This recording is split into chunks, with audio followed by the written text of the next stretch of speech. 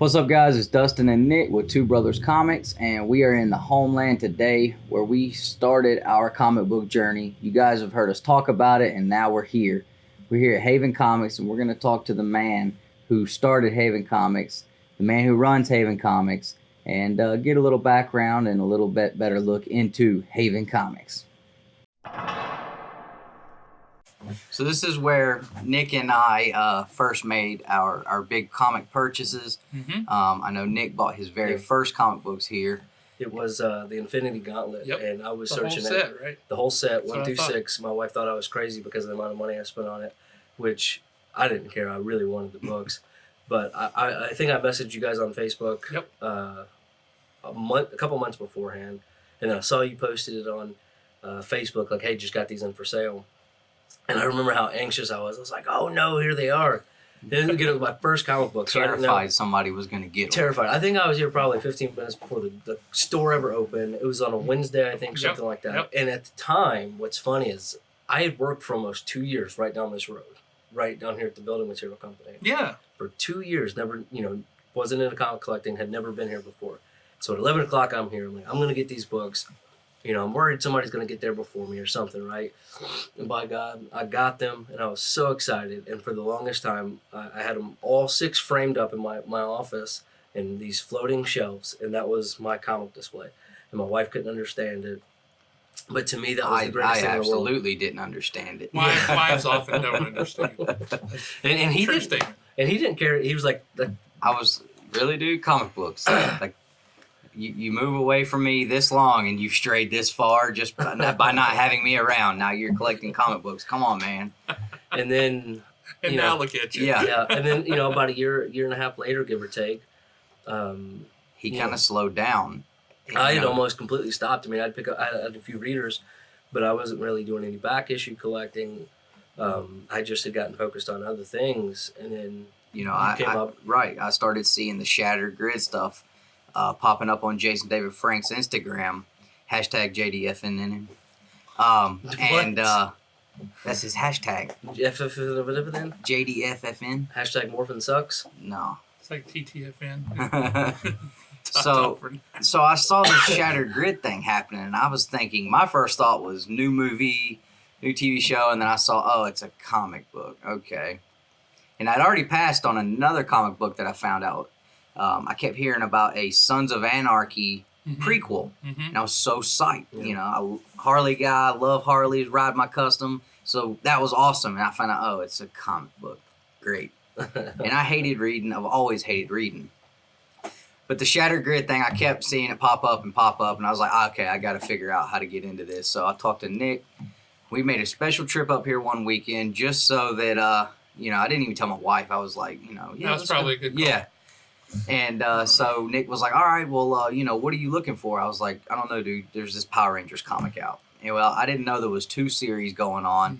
They were both halfway through. I had no idea what the deal with variant covers were. I'm like, okay, these both say number 1, but they have different covers. So I was looking to basically buy like 1 book that day. And then I walk in here. And the first thing I see, and I know you guys can't see it, but we're going to do a walk around the store. But these Jesse James Exceed variants, and they're connecting covers top and bottom, and they're awesome, showcasing all the Rangers and their Zords, and I immediately gravitate to that after. Well, I think I actually asked. Nick was saying, "Did you guys have any Power Ranger stuff?" And Josh was like, "Yeah, we've got those up there on the wall." And I was like, "Whoa, those look expensive." And so he told me you that blind box. Yeah, he told me the price on those, and he was like, "Or I have this blind box back here behind the counter," and I'm like, "What is that?" And he told me, and I'm like, well, what's in it? And he's like, I don't know. It's a blind box. And I was like, okay. And I'm like, Nick, what should I do? He's like, I don't know, dude. Like, what those on the wall are. You like those. And I'm always somebody, for the most part, that's always go for what you know, right? Right. I don't do much gambling. Not a gambler. And I've never been one either. But I just kept looking at this blind box, and I'm like, he's like, there could be signed stuff in here. There could be old pictures. There could be exclusive comics. And I'm like, I don't know what an exclusive comic is, but that sounds really cool.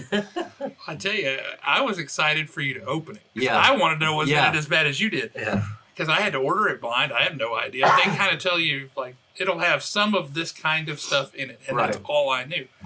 But I was like, somebody's going to want this. Yeah. I know somebody's going to want this because this is so cool. So when you got it and you open it, I'm like, show me all the stuff. I got to see what's in there. And that was part of the deal. It's like, yeah, I told Nick, I was like, he really wants to see what's in this. I was like, I wonder if I tell him, I'll give him an ultimatum. Like, if you give it to me for this price, I'll open it in the store. Otherwise, I'm taking it home and opening it. Well, that would have been rough. But he gave me a great deal on it, and I was like, all right, well, I'm buying the blind box. And I told him, I said, I'll be back to pick those other ones up. And I did. I ended up getting those too. But, the blind box was a really cool thing. That really, that was my launch pad, was coming in here and buying that blind box. That just sparked so much interest, and now got some pretty cool stuff out of there too. Absolutely, that was well worth it. Yeah, and I've still got all of it, and so that's kind of where we both got our start was here. So I mean, I picked up my first books. I picked up my first slab.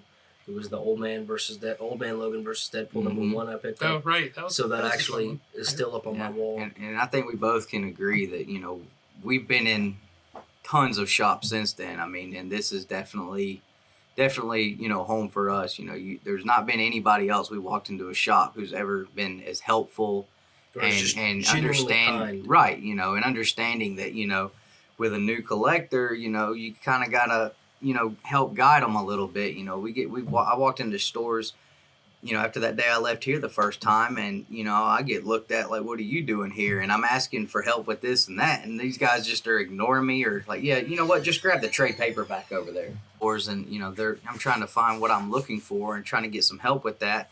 And they're like, it'd probably just be easier if you grab a trade paperback. Just go over there and grab the trade. And I'm like, what's a trade paperback? And that's not what I want. I want the individual issues. Yeah. So we definitely both appreciated, how you've been able to be with us just, as far as customers. And I feel like we've kind of become pretty good friends. And, we definitely appreciate you and Haven for sure. So well, I appreciate that. The thing we always try to tell folks, we don't offer a product, outside of maybe some older stuff that we managed to get our hands on that somebody else doesn't have, whatever. You can go into any comic book store that's getting new books, and they're going to have the same book on the shelf we do. Yep. We're not offering anything you can't get somewhere else. And it doesn't cost anything to be nice to people. Nope. Absolutely. I mean, it does not cost anything to be nice to people. Treat people right. Take care of people. That's a retailer. That's what you should do. Right. And if you pile on top of that this is something that I love. Yeah. It's something I've always loved since I was a kid. Man, I went to a yard sale with my mom, and there was a brown paper grocery sack, one of those old school brown paper grocery sacks, full of comics. They were selling for $1. I was 8 years old. And I was like, I've never read a comic in my life, but this looks like a lot of fun stuff. And my mom had read Archie's and stuff when she was a kid. So she was like, that's cool. Comics? Okay, that's cool. You enjoy. Yeah. So I got this whole bag full of stuff, and it had stuff in there. It had old Tarzan stuff with Joe Kubert art. Mm-hmm. It had early issues of Ghost Rider, which freaked me out. It had a lot of old Batman stuff, some old World's Finest kind of things. Yeah. There were all kind of things, and there's some old Spider-Mans. Some early Peter Parker Spectacular Spider-Man Annual #1 was in there. Wow. Phenomenal book. Yeah. But the book that I've pulled off of the top of the stack that I'm like, what is going on with all this stuff? And the book I pulled off the top of the stack was X-Men #133, Wolverine Alone Against the Hellfire Club. Yep. I had no idea what this was, who these people were. I knew nothing about any of this. But it absolutely caught me. I'm like, this is amazing. And I've been reading comics ever since. Yeah. Awesome. Ever since I've been reading comics.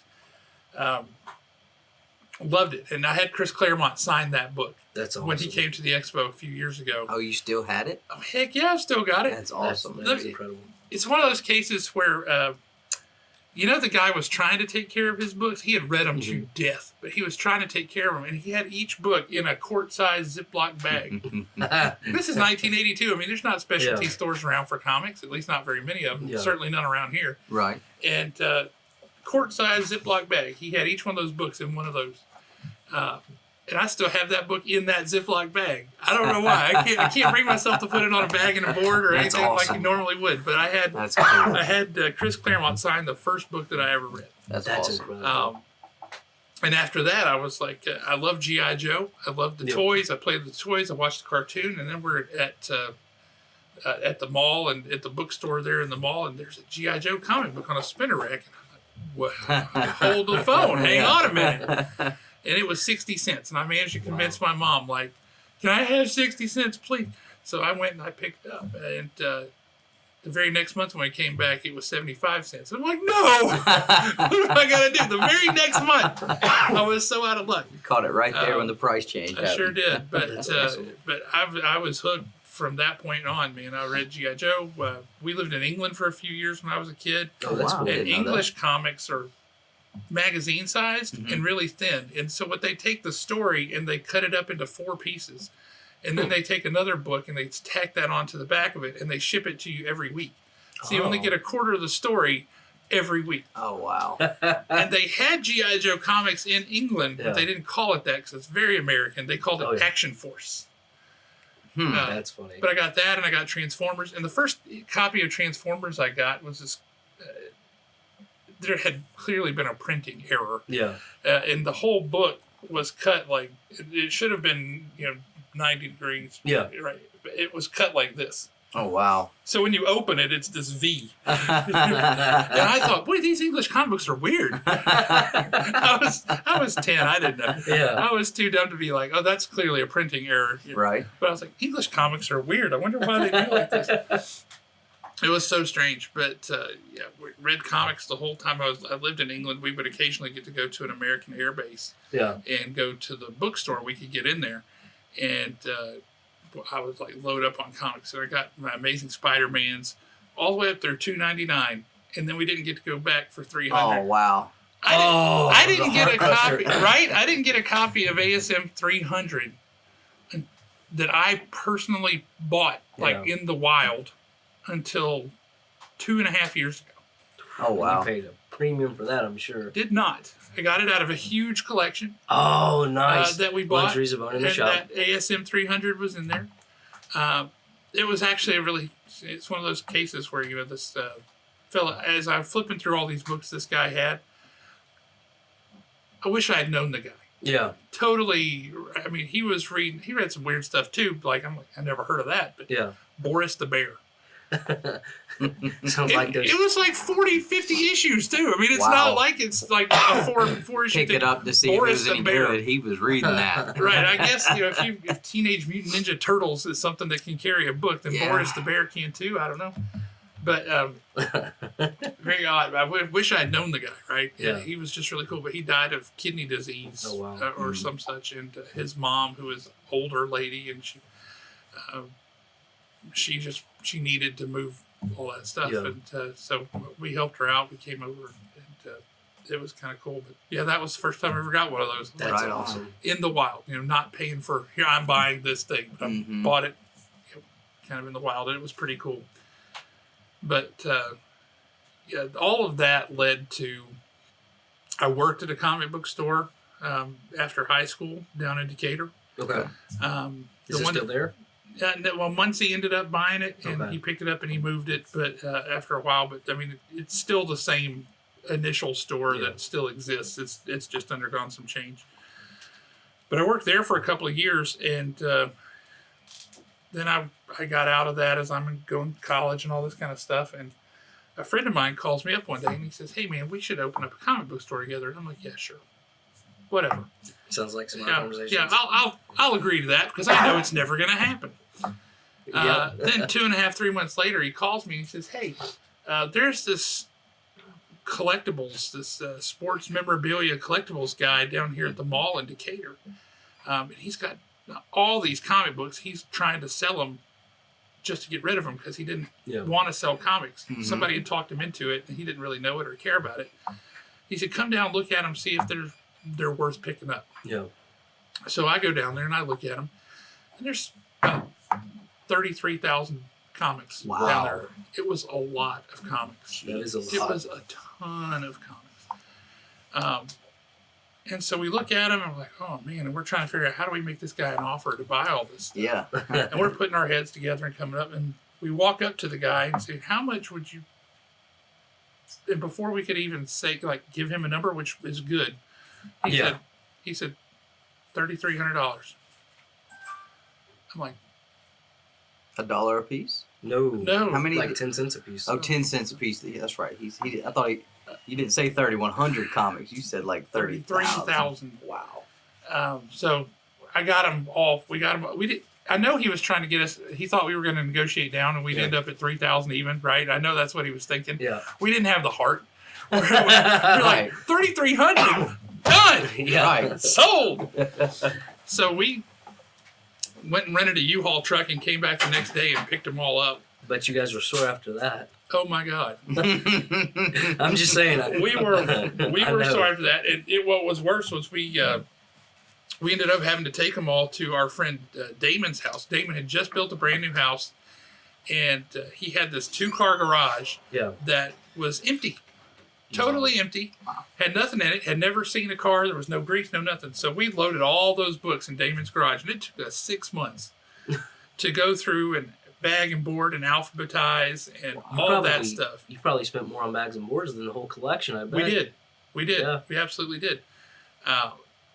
But now we're sitting here with way too many comics. And Damon's enjoying it because he's got a free library in his garage. Although his wife is like, dude, I would like to be able to put my car in the garage. So we had no choice at that point but to open the store. Yeah. So we ended up opening the store April 2nd, 2001. Wow. We purposefully didn't open on April 1st because we didn't want people to think it was a joke, right? Like, it's April 1st. What a joke. Ha, ha. So you start looking at things like, you got to look at, where are we going to be located? Is it going to be a good spot? How affordable is it going to be? We kind of got screwed right out of the gate. The place that we set up, and we had a lease for a 1,400 square foot space. Okay. And they were building a new shopping center, and the dentist office they were putting next door overran their space. And they were going to have like this little 700 square foot tiny little space that ran through here. And they're like, well, we're not doing that. Yeah. So you can have 2,100 square feet or nothing else. And we're like, well, okay. Well. And he kind of gave us a little bit of a break on the rent since he had totally hosted us. But we weren't prepared for that. We weren't budgeted for that. Nothing. So that hurt. But we opened it up. The store was huge. It was gorgeous. It was brand spanking new. Everything about it was super cool. It felt very empty because it was so much bigger than what we needed. But you have to wrestle with things like, well, what are you going to call it? Right? And so we're thinking, what's something that we want? What do we want this place to be? We wanted it to be someplace nobody could come and kick us out because we owned it. Yeah. Right? That was it. We want to hang out up here and talk comics all night. We can do that. And 0 people have a thing they can say about it. Right. But we want it to be that place for everybody. Right? So we called it Haven. Yep. And then like a month and a half later, they opened up a church right down the street that was Haven Baptist Church. I'm like, you're right there. I mean, come on, people. What's up with that? Stole our name. Right. Had a bigger sign than we did, too. Wasn't really happy about it. But, yeah, that's how we started, man. The grocery sack of comics at a yard sale. And it's one of those cases, I hear it all the time when we get old dudes who come in here. And they're like, yeah, when I went off to college, my mom sold all my comics. Or she got rid of them all. She threw them all out. She burned them. Or when I got married, my wife said, you're not bringing that stuff in my house and sell off all my comics. And looking back at it, that's exactly what happened. I mean, this dude went off to college and his mom's like, well, you don't need these anymore. And she put them out in the yard sale. Yeah. I was the recipient of that. So it worked out well for me. I feel bad for that guy. Right. But it sparked a lifelong love of comics for me. Yeah. And, so that is really cool. We opened in 2001. Here it is. We're just a couple months shy of our birthday in 2020, 19 years. Wow. Congratulations on that. That's awesome. It's crazy. Yeah. It's nuts. I mean, the cool thing with having a store like this is you build a community. You know, you get the people who come in, like you guys, folks who come in, and this is kind of a home away from home. This is where you come. You hang out. You talk because you're talking with other people who get what you're interested in.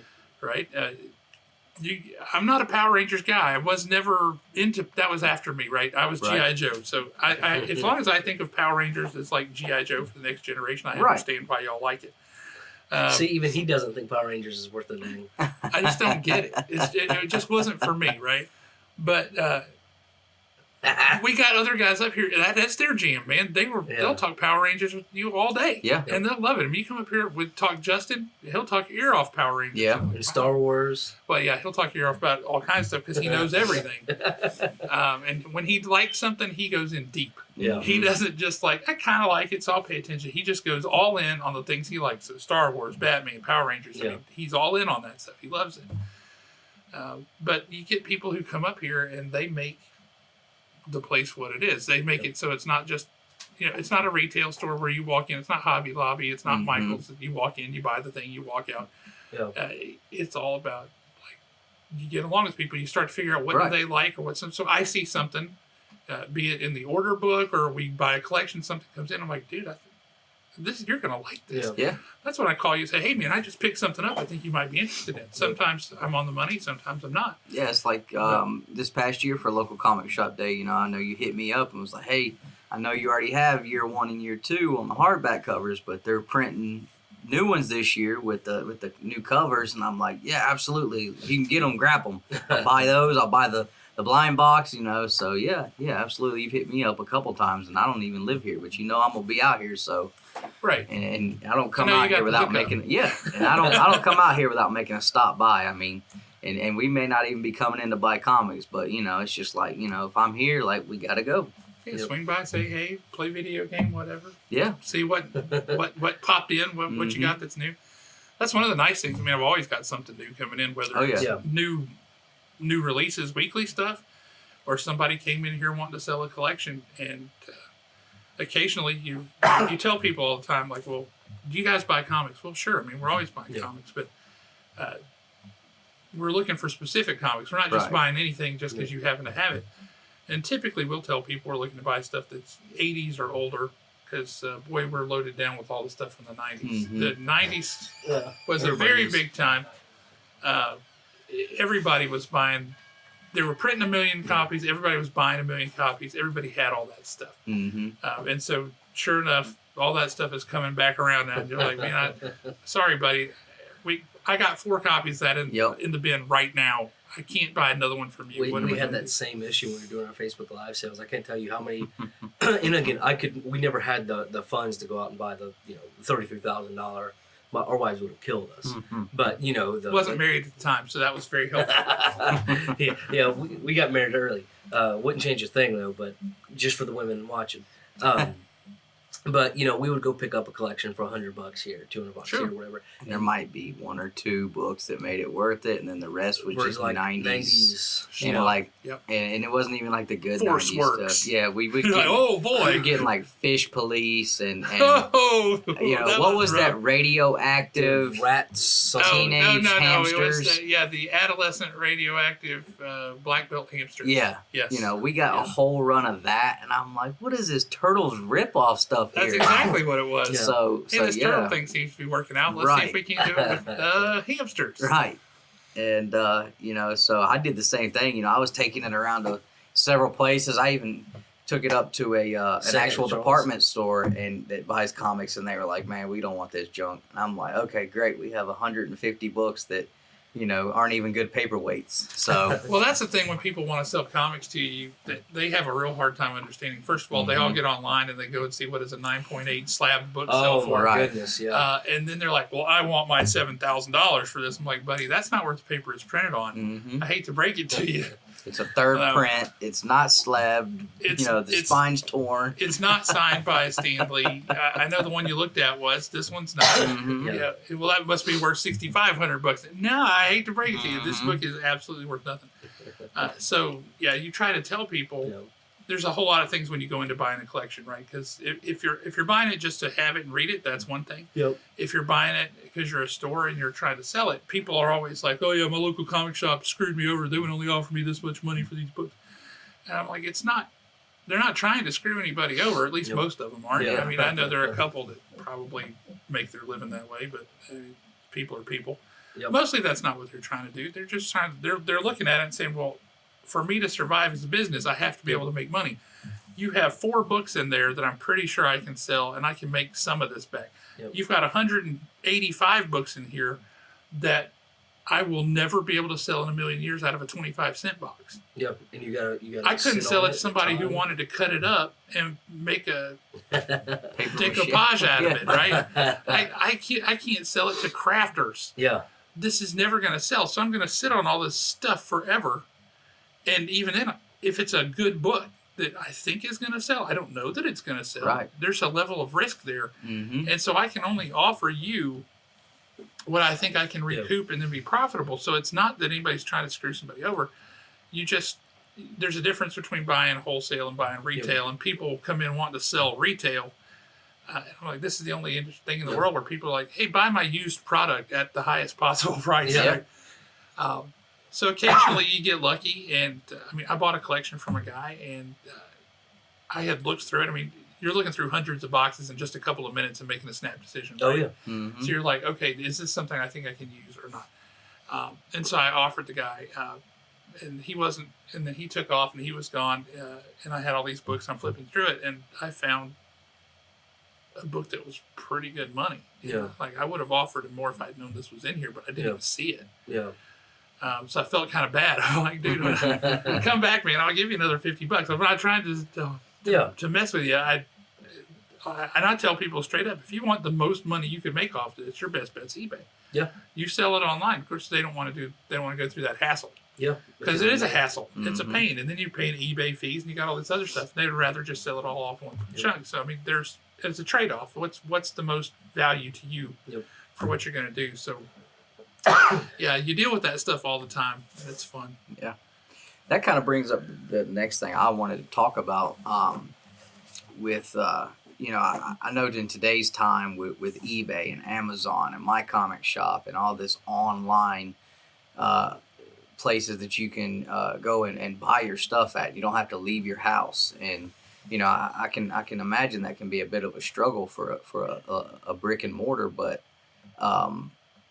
because a lot of people look at it like, well, I hear people all the time, well, I can get it cheaper online. And I try to tell people like, okay, you might can get it cheaper online, but you got to think about a couple of things. And this has been, something, I don't have a reason other than just, this is my true belief to say it, but, sure. Okay. You go to eBay and you buy this book.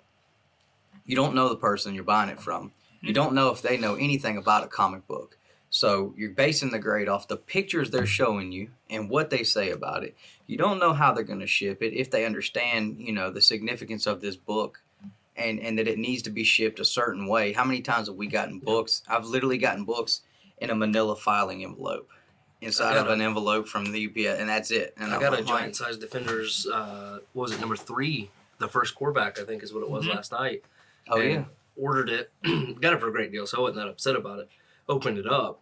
I mean, it literally had a piece of tape and pulled the cover. And that was after, it wasn't there when he bought the book. Yeah. The guy told him that happened, putting it in the bag and board to ship it to him. Yeah.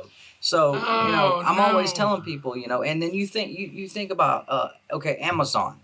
So now you're eliminating, just the single seller and shipper. So you would think Amazon. But Amazon has a lot of those on there. Right. Yeah. And so, you're going to deal with it there too. And then look at the omnibus. So people buy omnibus on Amazon all the time. Mm-hmm. And how many times do you get an omnibus slammed in a box 3 times too big for it? There's nothing else in there with it. Nothing to keep it safe. And you get this omnibus that you just paid all this money for, and it's just, it's all beat to crap on the inside. Or, Nick just ordered one, and it was dinged up when he got it. Yep. Mm-hmm. So, sometimes you may have to pay a little bit more when you go into a brick and mortar, but at the same time, you got to remember what you're getting. You're getting the source from the source. You're putting your hands on it right off the bat. You know what you're getting. You get the experience of coming in, and that's my biggest thing. I love the experience of coming into a comic book store. He's pretty hot on this topic. And, Well, he's right. And I feel pretty strongly about it, too. It'd be weird if I didn't. But, yeah, I mean, you've got a place where you walk in, you can see what's out on the walls, you can see what's in the bins. There's toys everywhere. There's all kinds of random stuff. Mm-hmm. I mean, I'm sitting here looking up here now. I got license plates from the Knight Rider car, from the DeLorean from Back to the Future, and from Ecto-1 from Ghostbusters. Never noticed those, but that's awesome. Makes no sense. I mean, the earthquake testers. Right. I got both of them up there now. You're right. There's all kinds of weird stuff. Yeah, we got Rocket Raccoon here. What the heck is up with that? Full scale. Well, I can tell you what's up with him. Their baseball stadium that they're just building, that they're Division II, whatever, is called the Trash Pandas, which is totally a ripoff of Rocket, because we're the Rocket City, Huntsville, Alabama, all this stuff, right? So they're called the Trash Pandas, and it's a total ripoff of Rocket Raccoon. So I got Rocket Raccoon in here because they're just right down the street from us. Yeah. I'll get one of their jerseys. I'll put it on him. You know. Oh yeah. You know, he'll look dapper. I like it. Get a baseball cap, that kind of stuff. Oh yeah. It can be a challenge to try to keep up with places like eBay, Amazon, all that stuff, and really, we're not going to be able to compete with them. Yeah. For $1 for $1. Right. But what we can offer that they don't is community and service. Yep. Like, you got people who are going to come there to hang out, to talk, to chat. They make friends here. They make lifelong friends here. They end up, they play D&D together. Mm-hmm. They go on vacations together. They go to conventions together. People just, and this is where that forms. This is where they come back to. And say community. You get a real sense of community when you hang out at a cool store. And customer service, man, I got people come in here all the time like, hey, I just bought 2 of this by mistake. All right, well, I'll trade you. Yeah. You know, okay, no big deal. Right on. We're flexible. Yeah. And like I said earlier, man, it's all about taking care of people. It doesn't cost anything to be nice to people. Yep. That is something that is so above and beyond any other shop we've been to. I mean, maybe the one you go to in Hiram, I would assume, but I mean, we've spent a lot of time going around, and every time we walk in, you know, not even so much as a hey, you know, I can't tell you how many times I've picked up or tried to pick up books, and they're literally sitting there in front of you trashing what you're picking up. Mm-hmm. And that, to me, I mean, especially, you know, when we were, you know, newer collectors, I mean, that made you feel about that tall, and it was awful. But, you know, I come in here and I pick up my first books. You don't know me from anybody. And I made a mention, yeah, it's my first comic book. And you, and I forget the other guy that was here at the time, just so excited for me. Like I think it was Justin. It might have been, but you guys were more excited, I think, than I was. Probably. And that felt really. They're like, man, that's awesome! You know, your first book, and this is what you're getting. And like, I mean, you know, starting off with the Infinity Gauntlet's a pretty cool way to start. I'm not gonna lie. But it was just, it made me feel so much better about what I was doing because I was nervous about going in. I'd never been here before. I didn't know what to expect. I was worried I was going to get a similar treatment of where I've been before, you know, where it's like you're made to feel stupid. None of that was like that, and I can't tell you how. Well, and then you see the guy behind the counter looks like Andre the Giant. You know, that's a little bit more intimidating too. It's like, I know when I walked in, I was like, okay, this guy is he probably looks a lot taller than you. Human I've ever seen in my life. So, but yeah, you're right. I mean, I was so embarrassed when I would walk into a store, like to ask for Power Rangers comics or Sons of Anarchy comics or, you know, whatever it was at the time that I was reading. Because when for about the first 2 months, I didn't read anything else. All I was worried about was getting caught up and current on Power Rangers and the Sons of Anarchy, because that was what brought me in. That was my personal interest that I had. You know, the nostalgia of the Power Rangers growing up, you know, there was nothing bigger to me. Yeah. And my connection to Sons of Anarchy through my love for Harley Davidsons and riding bikes and nobody can tell. So I never would have thought. So I never would have put that together. You know, I'm at the time I'm building custom bikes and doing powder coating and transforming Harley Davidsons and reading Power Rangers comic books.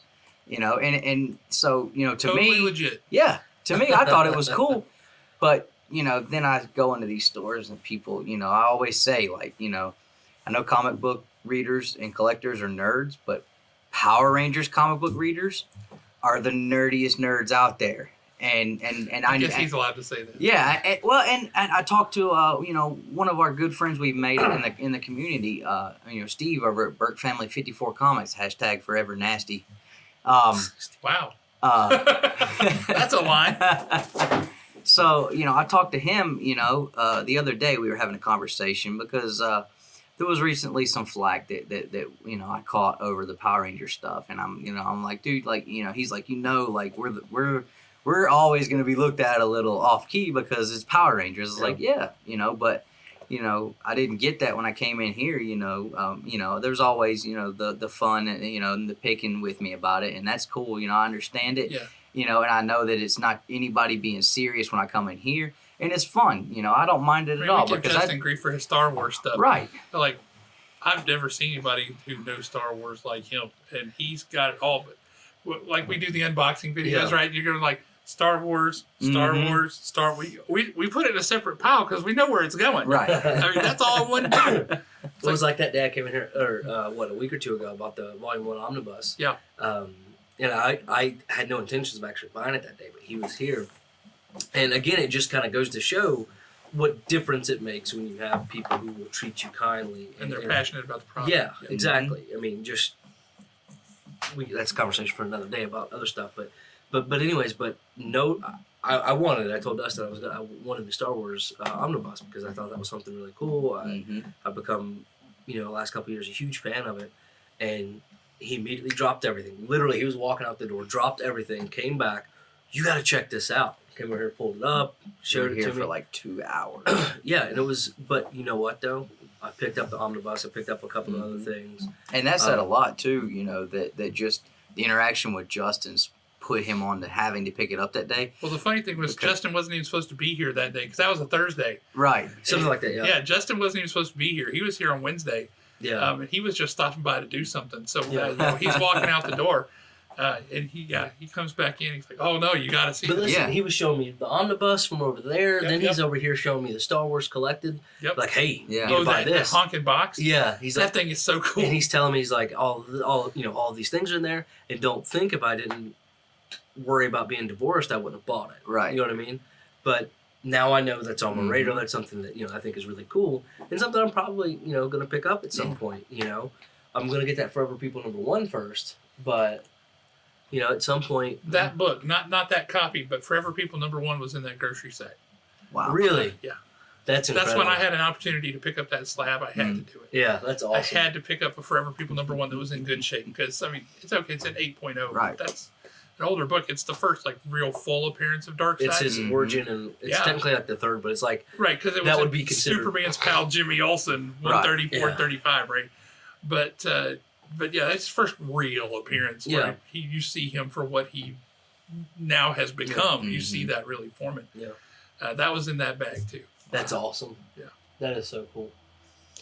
But what I was gonna say is Nick had an opportunity when he was back in Georgia around Christmas time. I don't know if you got to see the video where we were kind of driving around and going to different places out in Atlanta. Christmas ComiKon, I think. Yeah. And I picked up that Planet Hulk omnibus. Yeah. Well, that shop had 50% off all of their collected editions, everything, omnibus and everything. Well, that Star Wars omnibus was there, and he showed a lot of interest in it. I was like, dude, grab it. It's half off, man. Come on, grab it. And he was like, no, I'm not sure if I really would read it or want to. So he didn't get it for half off. But then he comes in here, and because, the interaction you get, and he got so excited, and he just, at that point, he was like, okay, now I have to have it. Gotta have it. Yeah, so it's like, he could have went online and found it somewhere online, Amazon, whatever, but no, he was, because of the interaction here, he was like, I don't care, I'm buying it here, and I was like, that was the first thing I thought was like, this is the benefits of having a local comic shop, and we love, coming in and having a place to go to, and we're always plugging on, go support your local comic shop this Wednesday. We've got at the end of our video. Yeah, we've got banners, of each of our local comic shops. I always think of this as my local comic shop, but we're actually buy my books and hire them. Well, you are a top fan. We're gonna get to that at the end, but So, there's a lot more benefits to having a local comic shop. We could talk about that all day, but, I know there's a lot of people that don't see a benefit in it anymore. And, there's people that, think that it's just, it's wasting. I've heard people say it's a waste of money to go to your local comic shop. I'm like, man, to me, this hobby is not about the money. This hobby is not about I'm not worried. I love coming in and doing what we're doing right now. Yeah. How many times have I come in and flipped through the same bins? Every time I come in here, I know where the books are that I would be, and I flip through your books every time I come in here, and they may not have changed much, but I love flipping through the books and But I do the same thing. Like Wednesday, Thursday nights, I go pick up Ellie. Wife goes to the gym, and so I bring my little 6-month-old little girl in here, and I'll go through here. I'll flip through the dollar bins. I'll walk through. The guys are like, "Oh yeah, we just threw some stuff in the dollar bin. Go over there and check it out." And that's what's cool is like he literally walk over, put stuff right here. These are the new things.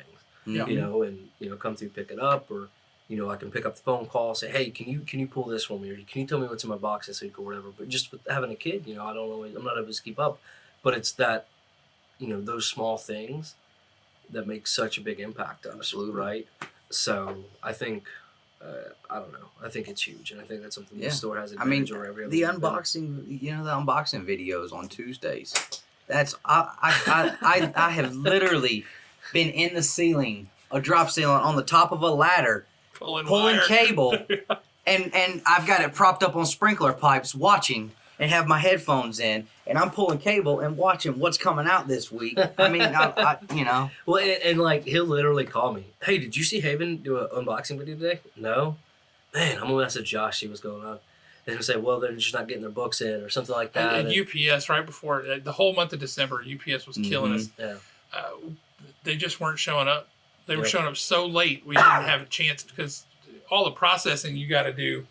You're taking them out of the boxes. You got to alphabetize them, organize them. You got to count through. Did we get everything we were supposed to get? What did they miss us on? You got to check them all for damage. It takes hours and hours and hours. Yeah. To do all that stuff. So when UPS is that late getting their stuff to us, it's like, wow. And the funny thing is, you talk about Kaylisa, or you talk about community and things like that. Kaylisa just decided, like, I want to shoot unboxing videos. Yeah. Well, I mean, I got to open these things anyway. Yeah. Might as well see if anybody wants to watch. Yeah. And so people started tuning in and watching. We get people. We've got customers in Ohio. Wow. Who found us through that. That's awesome. And they're like, I like your store. I would rather support you than local people. I mean, Cleveland is where the people who created Superman came from. Yeah. Right? Yep. There's comic book stores all over. Cleveland's a huge city. Mm-hmm. There's comic book stores all over. He orders his books through us. That's awesome. Because he saw the unboxing videos. He likes how we do. He likes how we do business. He likes the interaction online. And he's never even set foot in this place. Yeah. So when you start looking at customers like that who are from out of town, and you start going, "Where's this little store? We don't have an online presence as far as sales goes. We don't do it. Yeah. It takes a full-time person to monitor that and do that. Absolutely. We just don't have. We're a little shop, man. We don't have the manpower for that. I would love it if we did, but I mean, for somebody to come on and say, "This is what I'd like," and we pull their stuff together in a box just like you guys have, subscriber box, and then we ship their stuff off to them every month. It's actually it's mind-numbing to me that people want to do that. And just know I they do offer that. Anybody out there who doesn't have a local comic shop, they will do a pull list for you and ship that to you. Stevie B. Yes, Stevie B. You can avoid douche Canoe Comics. That's what he calls That's this. a terrible name for a comic book Yeah, store. apparently he's got one out there that just, that's what they are to him. And he's said he's got like one comic book store within 100 miles of him. And see, that's hard. Yeah, and they're such, rude people and not easy to deal with people. Like he just would rather order everything online than to drive up the street and get them. So, and that's one of the nice things about today's environment is if you are out in the middle of nowhere, if you don't have a comic book shop, you can still get comics. It's not like it used to be where I guess I just don't get comics. Yeah. Right. You can still get them, and so there's certainly a benefit to that, and I think it's great. Mm-hmm. But I don't think it is exclusive. Yeah. Like, you don't need a local store because, hey, I can have this delivered to my house. Who can wait that long? Right. That's another thing. That's true. I can't. Like, there's no way. If I order some kind of online exclusive from like Midtown, like a Midtown exclusive of a book, I'm going to still go and buy it the day it came out at the shop because I'm not waiting until then to read it. So, I mean, that's another thing. Like, you got to wait how long after the book releases to get it. Nah, I'm coming straight in here and picking my book up, And then, okay, and I didn't mean to cut you off, but... It's all good. And me being, a newer collector, something I wasn't aware of is the default graphic for the comic. Whenever you do see it online, it'll show just like what appears to be a virgin print, without the dress on it. And oh, it drives me insane. And I thought several times that I was like, oh, they have the virgin copy of that. It doesn't exist. Right. And then I get it, and I'm like, what is this garbage? Oh, this is so not. upset. Oh yeah, I was the first one. Well, I'll tell you where that comes from. Publishers who are in such a rush to get their books out that they don't have their artists get their stuff in early enough. Yeah. So you would be shocked and amazed at the number of things that we as retailers have to go in and order. And I'm talking variant covers, right? Where the content on the inside is the exact same as the regular cover. And they have the regular cover that I can order. And they have, take Wonder Woman 750, for example. All these different covers, I don't know what they look like. Yeah. And I'm literally basing my orders on nothing but the cover. Yeah. And I don't know what it looks like. Yeah. It's infuriating.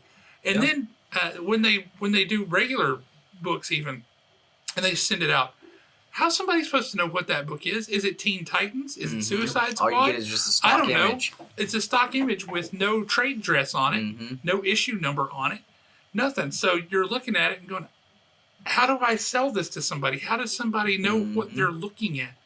And I have to order all that stuff blind. And that is a nightmare. Yeah. Especially when it's a variant cover. Like, right? All I'm selling is a cover at that point. Yeah. It might as well be a poster. All I'm selling is that cover. And I don't know what it looks like to sell it. So I'm ordering it totally blind. And so you wonder, as a retailer, you sit here, you order, and you're sitting on a ton of copies of garbage. Yeah. That I just paid a lot of good money for, and it's not returnable. I can't send that stuff back. You could have put into books that you're flying off the shelves. I could have put it into books that somebody's going to pick up and go, oh, well, that's interesting. I mean, I could have put that into Over the Ropes, right? I could have put that into a book that may be a little out there, where somebody goes, but that's interesting. It's an interesting premise. Right. I'm going to give that a shot. Instead, I've got a bunch of junk on my shelf that I'm never going to be able to move. And especially for these, I'm really kind of harping on DC right now because they've been really late with their images on a lot of these books. Marvel's just as bad about it. I somehow don't get, like, the people who do Vampirella and Deja Thoris and Red Sonja have 47 covers for everyone, and they have all of them when you order. Right up front, they are there in previews when it comes out. Yeah. A lot of people don't know that the way that orders work for comics, you put your order in 2 and 3 months in advance, right, through previews. That's the same mechanism that we have. They have something called final order cutoff, where you can come in, and it's usually 2-3 weeks in advance of when the book is released. You can make some adjustments. We still don't have cover images at final order cutoff. That's crazy. For variant covers, an inordinate amount of the time. Yeah. It's insane.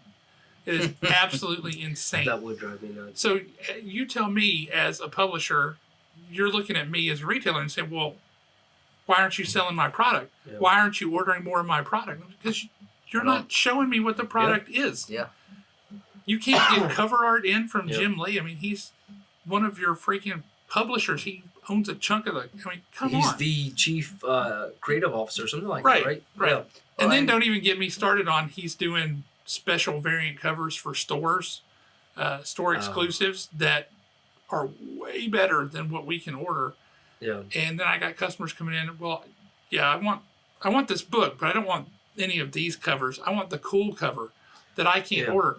If you've got an artist doing that, Art Germ or whoever, who's just, he's a contract employee kind of guy. Okay, fine. I don't love it, but that's his right. Fine. You get somebody like Jim Lee, who is part of the food chain there at DC. subverting the sales of DC on the whole to go to an that's a real dark gray area for me, and I don't love it. Well, you could always go get an $800 quick head sketch from him. I could, I guess. Could. No, that blew our mind. So he's doing a signing somewhere, and somebody emailed asking how much a quick sketch was going to be. $800 for a quick sketch. You're talking maybe 5, 10, 15 minutes at the most. $800. Can you imagine? I can imagine it. Kind of like I can imagine getting a root canal. Yeah, be real painful. And about the same cost-wise. Get a root canal and a crown, and you're like, well, I could sit through all that, or I could get a Jim Lee sketch. I mean, I guess I'd rather have the Jim Lee sketch. Yeah. But I'd rather not have to spend that kind of money. That's a lot of dough. Yeah, Absolutely. that's crazy. So you know, with us, we've kind of built our brand around a cornerstone catchphrase being "collect your way." You know, and we've kind of expressed some of the issues we've had with people, you know, trying to downplay or whatever what we collect, and so that's kind of where that was built from. So you know, we're starting a series now where we're bringing people on and letting them talk about how they collect and what collect your way. You know, when you hear that, what does that mean to you? So you know, I just, you know, throw that to you. You know, with collect your way. You know, what does that really say for you? Well, thinking at it from a personal perspective or from a retailer perspective, either way, I got people who, customers, longtime customers, they come in, they've been reading this book for a long time, and it's not doing it for them anymore, or they want to, they just can't keep up with the monthlies. yeah, A lot of people, like, I got kids now, I can't keep up with that. What do I do? So they switch to trades, right? Yep. Okay, if that's what you want to do, I'm happy to help you get, because what I care about is, are you getting the story? Are you keeping up with this? Because I know it's something that means something to them. They don't want to drop it, or they would just walk away. Yeah. I mean, that they can do that anytime. So you want to switch to trades? Go for it, man. I mean, waiting 6 months between stories is a lot harder for me than waiting until next month. Right? I'm like, oh. But for me, like somebody, I think Kaylisa was laughing at me the other day. She goes, I bet that the sales market, the secondary market for G.I. Joe comics is a lot better in, say, the Madison, Huntsville area than it is in most parts of the country. If somebody walks in here with a collection to sell and they got a big run of G.I. Joe, that's probably getting sold, right? yeah. That's probably going to get bought because I like it. Yeah. Yeah, I don't see any on your shelf over my there. thing. Yeah, they're not over here. Yeah, it's not there. I just sent off a #1 to CGC, so I'm looking forward Oh, that's to that. awesome. Right on. But that's my thing. If my house was on fire and I had to run back in and I could only bring one box of comics out, it's my G.I. Joes, man. It's not the stuff that's worth the most, Yeah. because those certainly are not the books that are worth the most. Right. But I'm bringing out my G.I. Joes. That's what I'm bringing out, because that's what connects with me. That's what meant something to me. Mm-hmm. So collect your way. I mean, get what you like. There is so much variety. There's so much variety in comics. It's like movies. It's like books. It's like any other medium. Yep. It's a way of telling stories, right? So find one you like. If somebody were to walk in with an open mind, they would find something in a comic book store that they would like to read, that they would enjoy. I guarantee it. And that's a really good point. I mean, you know, like your wife, she read Canto, really liked it. My wife probably will never actually read a real comic run or anything. But I brought home the origin of Kylo Ren, the Rise of Kylo Ren. And she was like, hey, did you pick that book up? Yeah, I got it. Can I read it? Yeah, sure, absolutely. I mean, you know, but that's the only place you're going to get the origin of Kylo Ren like that. You know, so you're absolutely right. There's something for everybody and anything. You know, you're going to take your G.I. Joes. I'm going to get my Dragon Ball Z comics. I have the entire run. It was the first run I ever actually completed. Probably the only one I ever will complete. But to me, that's what, and I guess the only way I know to put it, that's what feels like home. You know what I mean? When I have my box of Dragon Ball Z comics, when I completed that, that's the only thing that on that 16th second after completing it, I was still happy about. You know, I've completed the Eternals run. I've, you know, got the Warlock in the Infinity Watch, you know, and some other things I like. I didn't even feel the same way when I picked up the Infinity Gauntlet. I had it, and I was like, oh no, what did I just do? you know, and kind of had a bit of buyer's remorse. Not one time did I feel like when I completed my Dragon Ball Z collection. Now, there's probably not another single person on the planet that's going to care enough about the Dragon Ball Z comic. Well, it's like me and my Mortal Kombat collection, Yeah. you know, where I've literally built almost 3 full runs of every single comic that Mortal Kombat has its name on from the 90s. I think that probably does make you unique. Yeah, you know, and you know, But with that foil cover or whatever the it was, 9/8 hologram that cover thing was amazing. Yeah. I mean, like I said, when you showed that to me, and I'm like, you know, I don't want to tell anybody. I'm not a professional grader. I don't work for CGC or whatever, right? I don't want to be like, oh, that's definitely a 9/8. You're gonna get. But I'm looking at that, like, if that doesn't come back a 9/8, I don't know what does, because I saw no flaws in that thing. That was razor sharp edges, everything. There wasn't a dimple, nothing. It was gorgeous. As far as the condition of a book, that's one of the cleanest I've ever seen in my life. Did you send that one? Yeah, that was the first one I got back. That's right. See, I should have messed with you on that one and not joined. You absolutely should have. That was the one that, like I said, like I was, you know, before even talking to you, like, you know, because I've done a lot of research and watching, and I know that, you know, watching YouTube videos and doing research doesn't give you the skill and know-how as much as just, you know, doing it and being able to, you know, having the ability to tell grades on books. But, you know, I spent a lot of time when we were doing our Facebook sales, because I'm the one that's putting the estimated grades on there. So I wanted to make sure I would put it, you know, that I would, you know, whatever. If I thought it was an 8, I would put that I think it's a 7, because I would rather people think, you know, that it's a 7 and get an 8. Pleasantly surprised as opposed to disappointed. That was one of our biggest fears. So I spent a lot of time trying to, you know, sharpen my skills and build the skills to be able to estimate grades. And on that book, like I was like, I would be blown away if this does not pull a 9/8. I told Nick, I was like, man, what if this came back higher than a 9/8, man? I was a little bit surprised it didn't, because I don't know what they would have seen that would have been a flaw. I don't see how that came back a 9/8 and the Uncanny X-Men came back a 9/8. That's a good point. I'm telling y'all right now. That's a good point. That Uncanny X-Men was maybe an 8.5. That was best. That was a gift. That was a gift grade. That was, for sure. And you had messed with me with the Mortal Kombat. I mean, because like I told you when in the video, like I'm not like save the Mortal Kombat one for the end. That's the one I'm worried about disappointed in, because honestly, like a 9/8 is gonna let me down a little bit. Yeah. But you still can't be, you know, you can't be mad about it. You know? Yeah. But yeah, the Mortal Kombat.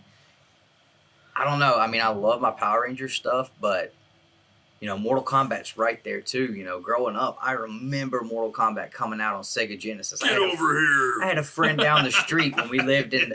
You remember the house we called it the Big House? With the big hill? Yeah. That I fell down. Right. Yeah. So I had a friend Sounds like down the there's a street. story there. Yeah. Listen, look, I've never ridden a bike before in my life, and my dumb butt decides I'm going to learn how to ride a bike. So I jump on the bike, ride down this big hill. Get a little gravity assist. Now, when I say ride down, like I rode down on my face the whole way after falling off, and I remember, man. So that's what happened? Yeah. I heard how terrible that was. And that was the same house.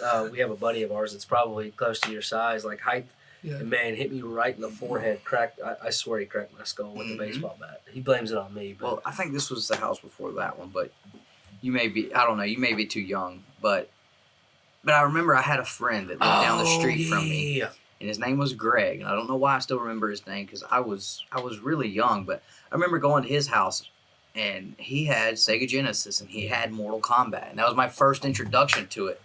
You know, I'd never seen anything like that. You know, if my mom knew I was playing at the time, she would have not been happy, I'm sure. Mm-hmm. But it was the coolest thing I'd ever seen. And so Mortal Kombat, you know, when those movies came out, man, I couldn't believe it. I cannot wait for the new one to come out. I mean, I'm more excited about that than anything right now. So, you know, that was... Think how I felt when the G.I. Joe movie came out, and then it turned out to be what it was. I was like, you can't hurt my nostalgia. My God, this is terrible. Come on, they put the rock in it. At least they brought it back with number 2. The second one wasn't so bad. It wasn't great, but it wasn't so bad. Yeah. But the first one was pretty terrible. They like, why did you change that? That was a silly thing to change. But going back to your question, though, about what does it mean to collect things your way, right? I think it's two sides to that. I think, one, get what you're interested in. Yeah. Don't let somebody tell you different. Get the way that you want to consume it, right? Monthlies or hardcovers. I mean, and if your jam is like Marvel now, reading it online, whatever, fine. All I would say is don't pirate it. Don't steal it. Right. it costs money to do these things. Donnie Cates will come after you. If you want to see this stuff continue, the people who make it have got to get paid. Yeah. The people who distribute it have got to get paid. I mean, it's a big chain, and you may think it's just me that I'm. It's not just you, and you add all that stuff up, it affects a lot, and it hurts a lot. Yeah. But the other thing, and this is the same thing with sports, right? I mean, we live in Alabama. You're Alabama. You move into this state, you have to make a choice. You got to be Alabama. You got to be Auburn. You have to be one or the other. We allow some strange Tennessee fans to hang around, but you got to be one or the other, right? Yeah. Big rivalry. There's nothing better than beating the other team, right? Yeah. I don't understand why you have to hate my team in order to like your team. Yeah. Right? You can like what you like. I can like what I like. We can have a good-natured rivalry. You don't have to hate my team to like your team. Yeah, if that's the way it is, there's a problem somewhere. Mm-hmm. And comics are the same way. Yeah. Movies are the same way. Music is the same way. Right? You don't have to put my stuff down because you don't like it, because it's not your thing. Like what you like. Let other people like what they like. It's all good. Unless somebody's getting hurt because something is like off, something's bad. Yeah. Let people like what they like. Absolutely. Don't give them a hard time. And that's, I mean, kind of to your point earlier, it's one of the things we do around here. We'll do some good-natured ribbing and all that kind of thing, but we're not going to say, oh, yeah, don't read that. That's, I don't know why you like that. It's a terrible book. We're not going to make you feel bad about it. Yes. You like it. Go for it. Enjoy. Yeah. And the worst part about that, man, is like he wasn't even talking to me about it. He was talking to another store employee. In his hands, oh, look at this. You remember how awful this was? Like, this hey, I'm right trash. here. I can hear It's you. like, I tell you what, you just keep it. I'm gonna go over here and never buy another comic book in my life. That's kind of how it made me feel. It's like, well, clearly I'm doing this whole thing wrong. It's kind of how I felt. No, it wasn't you. Yeah. But no, I mean, it's like that's a real good point. Yeah, though. and it's like when we did a video, because we love the indies right now. Boom Studios, IDW, Mad Cave, that is where we get most of our pull from. And we did a edited video talking about, right now are the indies outdoing the big two. And, we did a first run of it, and it just, I had to stop it. And I was like, man, like we need to reword and rethink like how we're putting this out there, because it turned into, it's not how we meant it, but it sounded like we were just, bashing on DC and Marvel. And it's like, that's not the point we want to get across. The point we want to get across is, to anyone who's not checking out these indies, you're missing out. Yeah. Because there's so many awesome stories, and it's not just superhero stuff. It's, stuff from every dimension. There's so many books that don't have a superhero in them. Sure. There's no guy running around in spandex and a cape, but how can you not love, folklores? Something's killing children. Once in future. And Once in future. God, it's so good. And another thing about that is we showed up that day. He's like, hey, you guys need to check out Something's Killing the Children. And, hey, you need to check out By the Ropes. He's a local guy. Yeah. Had we not walked in here, never would have picked up either one of his books. Absolutely. We walked out of here, I had Over the Ropes read before we got back to his house, I believe it. And, so it's like, we redid it, and, to try to make it come off as more of a, we're trying to show this as an alternative, that this is what's happening over here. Yeah. Then, these guys really just suck right now. You're getting the same storylines and the same characters, and they're just, changing the genders on them is all they're doing. And then, you can get all this better stuff here. That's not the point we wanted to get across. So, well, you got the whole indie market, and the way that, Dark Horse was kind of a fledgling there. They were the first one that really made it and stuck, right? And they're awesome. But you look at, they're not bound by a lot of the strictures that, say, Marvel or DC is bound by, right? They don't have a corporate overlord. They don't have somebody telling them, well, yes, but we have to have some synergy with this TV show over here, and you need to change the look of the character dimension. They don't have those kind of inputs coming in. They're usually passion projects is how they start, right? It's a guy who was sitting in his basement or wherever, and he's like, I got this idea. I'm going to write this out. I'm going to make this happen. And he got together with his buddy who could draw, and his buddy's like, well, I can draw this. And then they figure out, okay, how does inking work? Let's do some coloring. And they put these things together, and a lot of times that's how they start. And they carry those ideas over, right, very much so. They carry those ideas over when they get an opportunity to actually publish a book. And then you get a company like Mad Cave or a Boom Studios, who they're coming up, they're competing with all this stuff. And how do I compete against all this? Kind of the same model that I was talking about earlier, right? For us, we can't compete with every other store on the planet who's all online selling their stuff. We can't compete with Amazon. What we can do is provide a warm, welcoming place, clean, where people feel at home, and we have a community, and we can provide good service. Just overall, it's a quality thing. So what does Boom Studios and Mad Cave and those guys, what do? They put out a good product. They are communicative and responsive to retailers, to readers, to all these people. You got a problem, they're going to work with you to resolve it. The Boom Studios has been winning awards the past 2 years, and their market share has been showing demonstrable growth because they've been listening to retailers and responding to the retailers' needs. Because the retailers are really the front line, right? Who are there dealing with people who are reading. Like, how can I put books in somebody's hands that they're going to want to read? If you just keep sending out the same stuff, it's only going to appeal to those same people. And if you just multiply how much of the same stuff you're putting out, those people their wallets don't multiply just because you multiplied your product. So now they're having to pick and choose of your product what they're going to get. Well, these guys look at it and say, well, we're going to put out these good quality products. We're going to listen to you. And if you need us to make changes so that you can put this in the hands of more people, then we're going to do that. And they've met us halfway. And you can look at their Boom in particular, their market share growth has been pretty remarkable. And they've been winning industry awards. They're putting out good products. They're being responsive. They're listening. There are retailer forums online where we can talk to them. And I can go straight to Morgan Perry. I can go straight to these folks and say, hey, I got an issue. I'm trying to get something done. Can you help me out? And it's never like, well, this is the direction we decided to go. And it's always, let me see what I can do to help you. And they're phenomenal. They're great. I wish we had more folks. Kind of a blessing and a curse, right, as a retailer. You see so much product for so many years. I mean, I've been a comic fan since 1982. I've been a retailer. Wolverine #1. I've been a retailer with this store. I worked at a store for a couple of years, and then I've had this store now for 19 years. You read a lot, and kind of a blessing for me. And you guys talk about some of the other stores you go into where the guys are kind of jaded, and they're like, give you a hard time for reading this stuff. They started off reading that stuff, but they read so much of it, they kind of got bored, and they started reaching out looking for other stuff. So now a lot of these guys are really into some of these kind of offshoot, weird little indie books, which that's cool, man. There's nothing wrong with it. But they kind of, I think, this is my armchair psychology, I think sometimes they forget how they got there. And so when you come in and you're at this stage where they used to be, and they're like, wow, I'm really excited about this. This is awesome.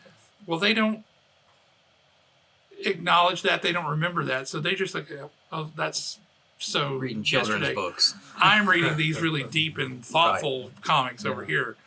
So you're clearly less sophisticated than I am. And that's a false concept for them to have developed. But I guess for whatever reason, I've always been a mainstream guy. I like a lot of the independent stuff. I mean, I like a lot of the Vertigo stuff. I like some of the more out there stuff. But I've always been a mainstream guy. I've always liked Batman and Spider-Man. I mean, those. What are you going to do? That's phenomenal. I've always liked that, and that's never gone away from me. So in a sense, I'm kind of lucky in that regard because I still get excited about it. And some of these guys are just so jaded. They're like, oh my God, if I see another Batman limited series, I'm just going to shoot myself. See, I love the Batman limited series. I don't read a single one of like the main run or detective, but all the offshoots, I pick up almost all of them. To me, I think those little... The current run with James Tynion, the fourth, taking over Batman, one of the cool things that he has done is he is putting the focus and really making that whole idea that everybody's always talked about forever, right? Couldn't Bruce Wayne do a lot more for Gotham with his money than he does as Batman? A legit question, right? He's got more money than God. And he's like, well, I guess I could clean up the streets in a nicer way than like with my fists and my boots and my $1 million toys that I beat people up with. And so he's kind of addressing that. He's leaning cool. into that, and that's kind of a cool thing to see because like we've been waiting for years to see this. Everybody's been asking this question. Yeah. Kudos to you for going. I guess we should probably address that. Let's work around that and see what we can do. Yep. So I'm excited about it. I like it. It's fun on. stuff. It's a good jumping on point. I just haven't done it yet. Yeah, I've got 86 and 87 in my read box right now. So I picked up on it in the city of Bane. And after 3 issues of watching the Vacationing on the Beach with Bruce Wayne and Catwoman, yeah, I was just like, see, that's the thing between storytellers. That's a different way of going about it. Tom King is all about the long game. I don't know if do you guys know anything about Tom King? He's a former CIA operative. Oh, is he? Okay. Yeah, he's a former CIA guy. He's all about what makes people tick. Yeah. And finding those little things and how do you work that. Yeah. Right? He's all about the long game. So he builds these long, deep, complex stories. They can be very challenging to read on a monthly basis because it feels like there's no progress being made, right? So you'll read 2 or 3 issues and be like, man, what's going on there? Yeah.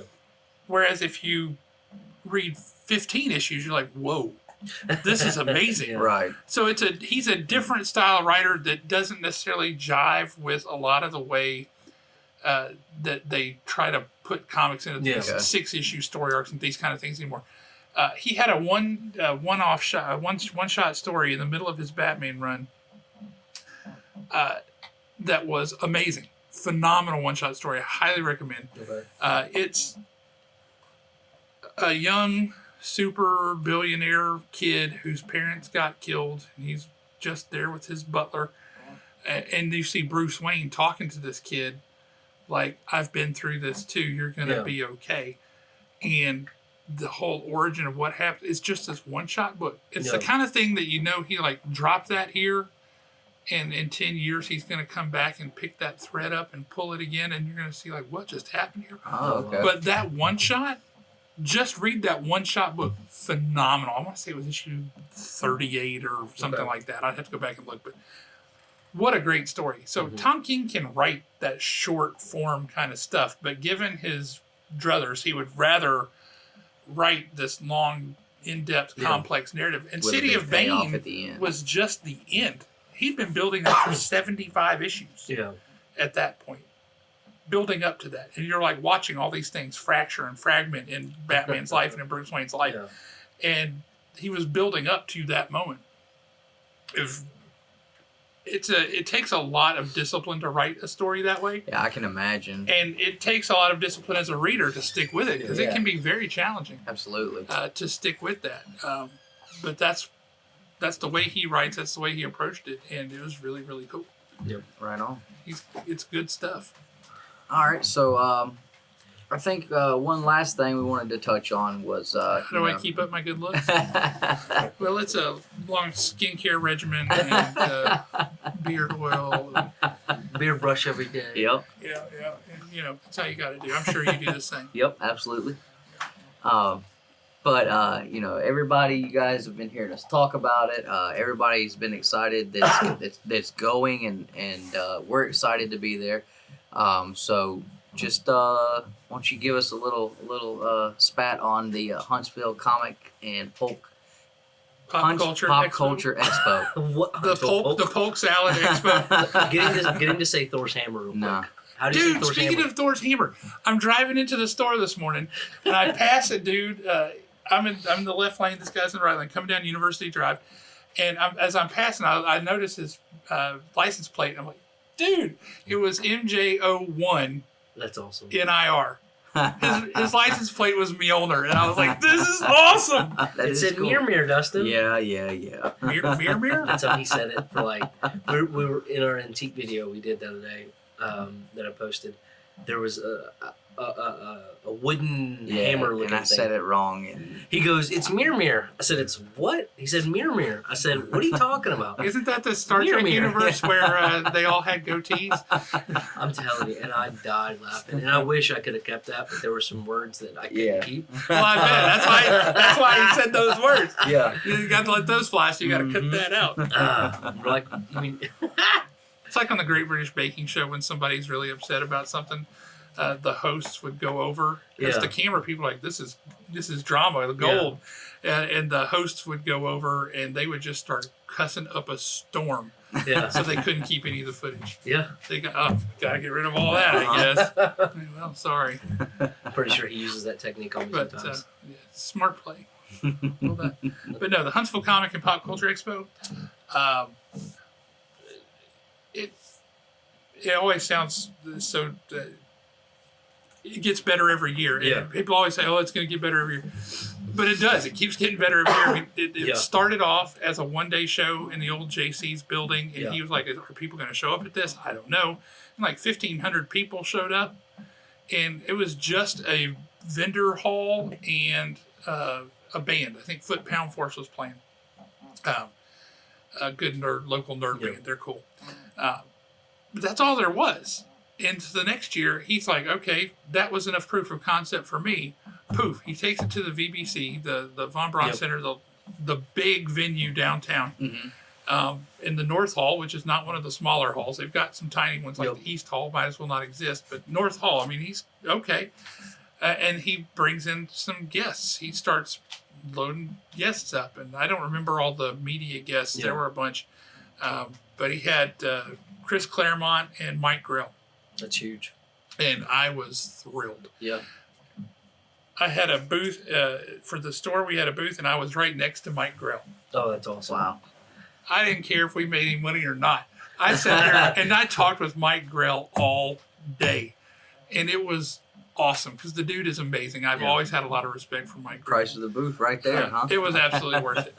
Absolutely worth it. It was spectacular. But then he expanded yet again, and you start looking at bringing in comic book guests like Fabian Nicieza, Mark Bagley, Mike Zeck, Joe Rubenstein, John Beatty. I'd like to see all those guys. I mean, you've got a nice run of guys there, right? And then you break, okay, so that was pretty cool. Year 3, man, we're loaded up. I mean, this is great. Pretty quick, too. Yeah. Then year 4, suddenly we're sitting here and we're looking at... That's this year? That was last year. Oh, okay. So Sean Schimmel, Chris Sabat. Lou Ferrigno. Yeah. Right? Lou Ferrigno. Hulk was there. Hacksaw Jim Duggan and who else? Hacksaw Jim Duggan, and who was the other one? Jake the Snake. Jake the Snake Roberts. Well, it's funny because my little sister went because she wanted to get somebody's signature too. I think it was actually Chris Sabat because he does a lot of anime voices. That was a 3-hour-long line all day long. It stretched from one end of the building all the way to the other. We were there, right? We were like one of the first few through the gates. We didn't have a map or anything. And we started just walking, trying to find him. First time we'd ever gone to something like this. By the time we got there, it had backed up. That's the only reason we found it, because of how bad the line backed up. I told my sister, I said, I cannot believe, because we would have been like one of the first 50 people had we just known where he was. We waited for almost 4 hours, and I was like the last 4 people to buy that over 9,000 pop. Right, yeah. Literally, he pulled out the last 4, and it sucked because we got there. I was two away, and they were like concerned, and that was when he had to go take his pictures. So we waited for another hour with nobody there. But anyways, it was great. Hacksaw Jim Duggan about ran over Katie. Well, Jake the Snake Roberts, the audio video stuff. Yeah. Or the not the video, but the for the sound system for the whole place was right behind his booth. Yeah. And so he would jump up occasionally, and he would walk around behind his booth, and he would just grab the microphone and start saying stuff like, come see Hacksaw Jim Duggan. He is dressed as a woman today. And it's like, what are you doing? You're out of your mind. It was hilarious. It was great. But comic book guests, we were loaded up pretty good on those too. We had Jim Shooter was there. And talk about a dude with amazing stories. That was incredible. And he would just sit there and talk to you all day long. We had Jim Shooter there. We had Michael Golden there. We had Marv Wolfman there. We had Arthur Soydam there, the guy who does all the Marvel Zombie stuff. We had Stephen Butler there, who did art on Amazing Spider-Man, or on Spider-Man back in the day during the Clone Saga, all that stuff. He did all of the Ben Reilly, Scarlet Spider stuff. He did a lot of that. He did the Silver Sable books back in the day, all that stuff. He did Sonic the Hedgehog. Okay, that's right cool. on. He did, for years, he was the artist on Sonic the Hedgehog. Yeah. And you're like, he did such a totally different style, but that's one of the things he did. Sam De La Rosa was there, inker on Venom, that first Venom Lethal Protector series back in the day. Oh, okay. He was there. For a comic book artist, all that kind of stuff, it was phenomenal. It was a great, great year. Well, year 5, you know how big the South Hall was that they moved to last year, right? You know how big that was? That was only half of the South Hall. Wow. This year, he's taking, year 5, he's got the whole South Hall. Well, he got to. Y'all hit the pinnacle this year of guests that you could possibly bring in. There is You're right. Chris no bigger Claremont's coming guest back. that you could have brought in. When you have the godfather of the most iconic franchise in pop culture I history. don't think that the DeLorean from Back to the Future is that big a deal. Yeah, no, but it will be there. That is But awesome. come that weekend, it is gonna be morphin' time. Are you going to morph into something? Is that I could expect? only hope he cosplays as a fat Green Ranger. That would be so funny. Nah, You could get Jason spandex David we're gonna White be signed donning the red and white. We're gonna have the Two Brothers comic shirts on Listen, up there. this dude's gonna get him to But, sign his arm. Nah, and I get a could tattoo. never do that. I can never do that. Come on, Gene. But it was cool. It would be the second time I meet him. He was super cool the first time I met him. Like I've said, he signed the stuff I wanted. I talked to him a little bit about the motorcycle he's rebuilding that was his dad's. So that was cool. I thought maybe that gives him a break from, all the monotonous same talks he has with every person. So I was like, I'm gonna, I know bikes. I'm gonna talk to him about that. And then he takes my kid's Power Ranger and just signs it for him. I was like, dude, he's so cool. And then Hagen hated it. Yeah. But I mean, So I've heard people say like, oh, Jason David Frank's total, butthead. He's a douche. I'm like, nah, dude, he was super, super cool. Yeah. But people got to understand, this guy's got, like you guys were talking about Chris Sabat. This guy's got, 50,000 people that have been lined up for 3 hours before he even got there for his signatures, and his big thing is, he stays until the last person in line gets their signature. So, he's trying to move it along and keep everybody moving. So, I mean, he doesn't have time to, sit and hear your whole entire life story, So, I would say, for something like that, do him a solid and, try to keep it short, say what the important things, get it out and get your picture, your signature, shake the hand and move on. But, you don't have to, you start bashing somebody because they didn't have time to sit and hear, a 2-hour long story that I'd love to sit and talk to him for 2 hours, but I understand the man's, time is money and he's got both to make. Well, you could do like Justin did with Lou Ferrigno last year. He had Lou Ferrigno take Justin's picture, or it had a picture taken with him where he had Justin in a headlock. I've got big. Justin had him put him in a headlock, and he got a picture taken. And then Justin went back in and he photoshopped Lou Ferrigno to be green. That is. It was pretty funny. cool. It was pretty cool. I had a picture like that with Rick Steiner, the Big Boss Man, and Goldust one time. I had a broken arm. Kane is going to be there this year. Yes. And Scott Hall. Now, is he going to be coming as Kane, or is he going to be coming like in that persona? As the mayor. The mayor. Mayor Glenn Jacobs. I don't care. Either way, I mean. I don't know. Either way, it's Kane, man. Yeah. You talk about somebody that makes you feel small. I was about to say, I'll be staring up at that dude. And I've heard he's like absolutely one of the nicest, most Yeah, kind yep, people you'll ever talk to. So Jim I'm Shooter excited was about that way, and that surprised me because Jim Shooter. He doesn't come off that way. Well, he doesn't have the reputation for that either. Yeah. But he was absolutely just incredibly nice, very personable, and he's just sitting there telling stories all day. He didn't charge for autographs, nothing. And he would sit there and he had these notebooks in front of him, and you'd ask him a question. He'd pull open this notebook and show you this the original handwritten personal letter. Ooh, that's cool. That Stan Lee wrote to him. Wow. And he would pull a comic book out and say, well, no, this is actually what it was saying right here. And I'm like, I just got schooled by Jim Shooter because I totally misremembered something. Yeah. And he just set me straight. I'm like, sir, yes, sir. Well, and you got proof behind the counter there. He'll sign any book. That 0.3 Spider-Man book that he had nothing to do with whatsoever. That was hysterical. Yeah. I'm so glad I have that book because it's the dumbest book in the world. Graded book 0.3. It's got the wrong cover on it. Like the back cover is the wrong back cover because the cover had fallen apart. And then Jim Shooter had nothing to do with Spider-Man number 18. But and there it's you a go. 0.3. Amazing. I didn't even know they did a 0.3. I've seen 0.5s for incomplete books, but a 0.3 is hilarious. That was probably just somebody having fun on a grade that day. That one, I got that book specifically because it's such a weird thing. But what a great topic. I'd be interested to know if there's another 0.3 on the census of any kind. That one's not even on the census for at least not for anything that's sold. Oh, okay. Because who's going to buy it? It's a 0.3. I bought it because it was hilarious. But this year, going into year 5, he's got double the space. You look at because last year he had a ton of Power Rangers. He's had 1 or 2 Power Rangers previous years. Last year he had a ton. Yeah, Walter Jones was there. I think it's everybody just about except for the Blue Ranger, I think, who had been there the year before, right? So he's got Jason David Frank this year. That's going to be huge. He's got pretty much the entire voice cast from Ruby there, if you like the Rooster Teeth stuff. He's got pretty much the entire voice cast from Ruby. He's got actors from Star Trek Next Generation, a couple of those. He's got Kane and Scott Hall are going to be there. There's wrestlers. Dragon Ball Z voice actors. Dragon Ball Z voice actors. And then you get into comics, and he's still working on some comics folks. But once we got Chris Claremont's coming back, that's going to be spectacular. Rick Leonardi's going to be there. Cloak and Dagger, he designed the Spider-Man 2099 costume, which is one of my all-time favorites. Yeah, that's right. We have my number one. That Spider-Man 2099 was an all-time favorite costume. Don't you have the Unlimited was the first appearance, right? Spider-Man Unlimited was the first 2099? No, I think it was ASM 380 or 390. It's like a black foil cover in the Amazing Spider-Man run, I believe.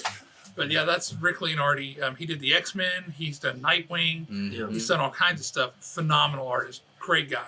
Aaron Lopresti's going to be there. He did Sludge back in the day for the Malibu Ultraverse. He's done the Hulk. He's done Swamp Thing.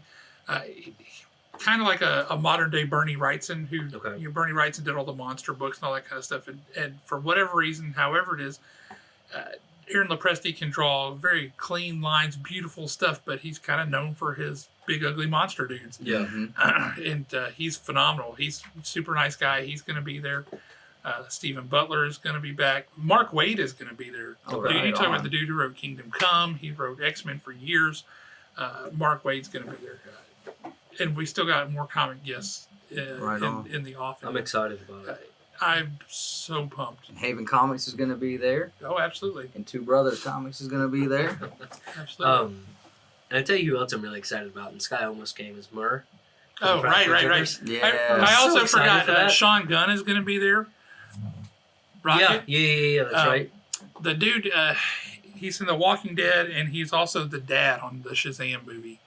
No way! Yeah, the dude, he was the King's assistant. Yes, and he was supposed to have a small part, but people loved him so much. Yeah.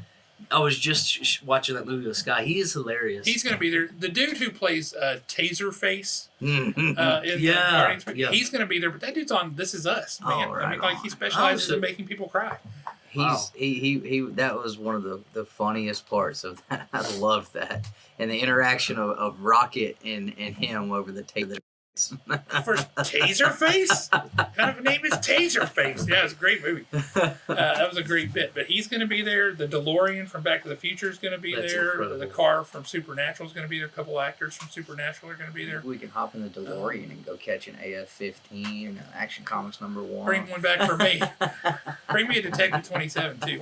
While you're at it. But yeah, there's the guest list is just huge. Yeah, there's Pinky and the Brain. Oh, the voices of Pinky and the Brain are going to be there. I mean, Clint Hobart is coming back, the Disney fine artist who does the stuff for Disney, and he works on paintings while he's there. Like when he's doing panels and stuff, he's doing paintings and things like that. And he does some really cool stuff. Then he kind of auctions those off at the end of the day. That's cool. So yeah, that's it. The Huntsville Comic and Pop Culture Expo, April 18th and 19th, 2020. So that's really easy to remember, 18, 19, 20. Yep. That's going to be a really good day. It's going to be a great weekend. It's going to be an awesome show. Really cool guests. Tickets are on sale now. Tickets are on sale now. They just put out. They've been selling weekend passes for a bit, and I think those are still at $40. I think, which is a heck of a deal. Oh yeah, for the kind of entertainment that you're getting and the value you're getting. Oh yeah. There's what DJ is it?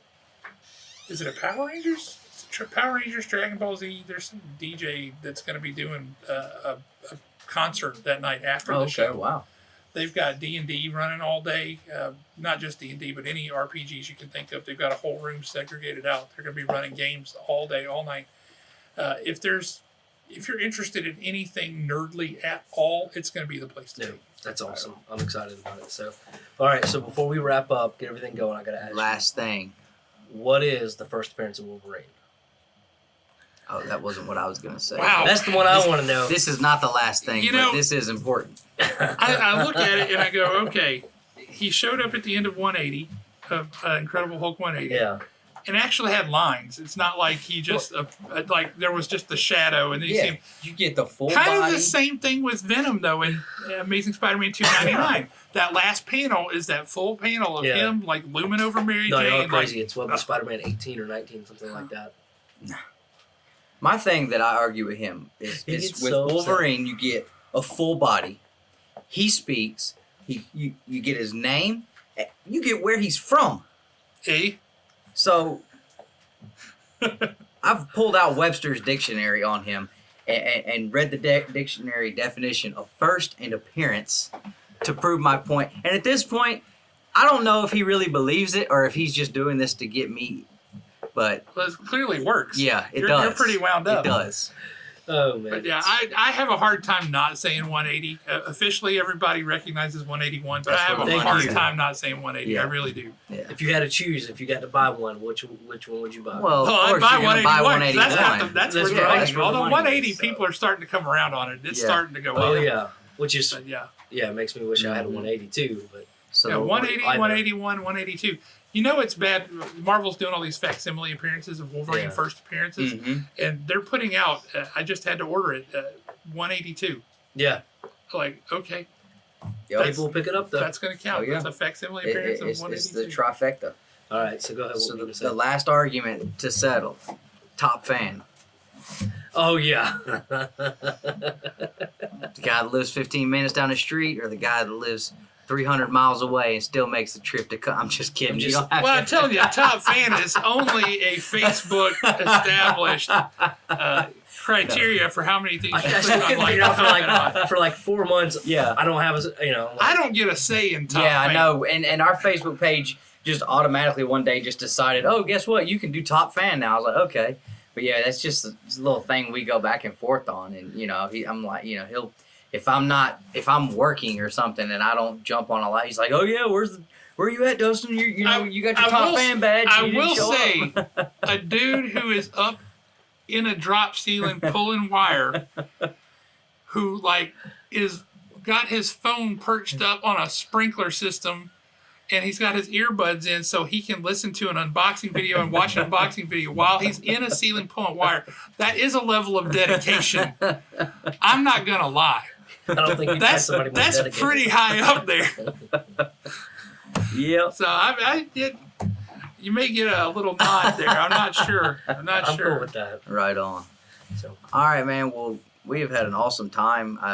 We said at the beginning of this video that we were going to slot this amount of time, and I said, nah, there's no way. I don't even want to know how late we are. So, and it was 40 minutes before that, though. Yeah. So, but we definitely appreciate you sitting down with us. This has been something that we've been looking forward. We have talked about doing this exact video since before the first video, right before we even got this together. Like, this was something we wanted to do. So thanks for coming and letting us set up shop in the shop here and talk comic books and talk owning an LCS and the benefits of an LCS with us today. So if y'all ever want to come and talk about something else, man, you know where we are. Absolutely. And we're not shy about talking.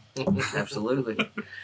All right, guys. Well, we're gonna get out of here. Again, it's Josh here at Haven Comics. You guys hear us talk about them all the time, so we're gonna do a little footage, run around, show you some of the stuff he's got that'll be tagged on the end of the video. So make sure you check that out. Yep. And as always, collect your way. We should have had Josh do that. That was so good, though. It's like y'all practice. Yeah, it's amazing how that can work.